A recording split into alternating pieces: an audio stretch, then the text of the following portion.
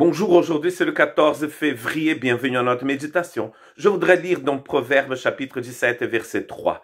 Le creuset est pour l'argent et le fourneau pour l'or. Mais celui qui éprouve les cœurs, c'est l'Éternel. C'est lui qui peut purifier notre cœur, c'est l'Éternel.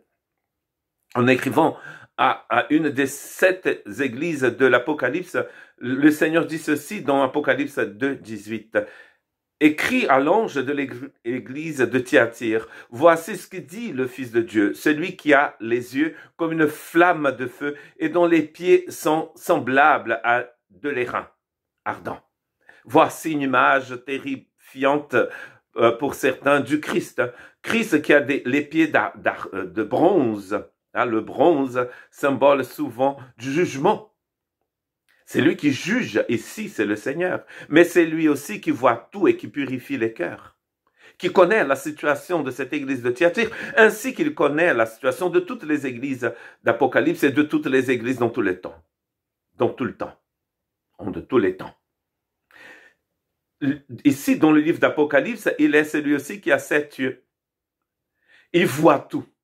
Il est omniscient. Comme dit le psaume 139, quand je monte sur l'Everest, quand je descends au fin fond de l'Atlantique, le Seigneur sera là avec moi. Il me voit tout le temps. Et d'ailleurs, il a un texte dans Job 23, 10 qui dit « Il sait néanmoins quelle voie j'ai suivi. Et s'il m'éprouvait, je sortirais pur comme l'or. » Dieu connaît notre voie, il connaît notre cœur. D'ailleurs, voie, chemin est souvent synonyme de vie. Il connaît notre vie, il sait exactement par où nous passons. Comment nous marchons, il sait. Mais il veut me purifier. Enlever de mon cœur tout cet héritage vain, inutile. Comme nous dit Pierre, nous avons hérité de nos ancêtres. Nous ne sommes pas purifiés par cela. Nous sommes purifiés par le sang de l'agneau, comme nous dit Pierre d'ailleurs. L'argent et l'or sont purifiés par le feu, mais seul Dieu peut purifier notre cœur. Nous avons besoin de lui pour le faire. Car la bouche, par exemple, parle de la plénitude du cœur. Nos actions, nos actes sont le fruit de ces impuretés que nous avons dans notre cœur. Il se lève presque comme un général, il part à la guerre, quand il dit dans Ésaïe 1, 25, « Je porterai ma main sur toi, je fondrai tes scories, comme avec de la potasse, et j'enlèverai toutes les parcelles de plomb.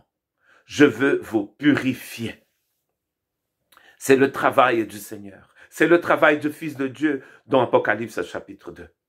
Dans tous les livres d'Apocalypse d'ailleurs. Il est venu pour nous purifier, pour enlever de notre cœur ces choses qui sont mauvaises. Comme j'ai déjà dit que nous avons hérité de nos ancêtres, mais nous sommes allés aussi chercher des choses terribles par notre pratique de vie, par notre religion.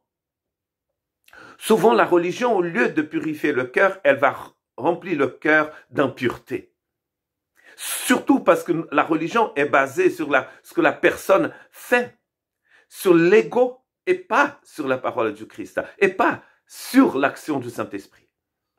Et du coup, nous allons remplir notre cœur de toutes sortes d'impuretés, de toutes sortes de mauvais désirs. Mais voici quelqu'un qui peut nous purifier. L'or, on le purifie par le feu, il dit ici. Mais seul le Seigneur peut purifier notre cœur. Que Dieu nous bénisse.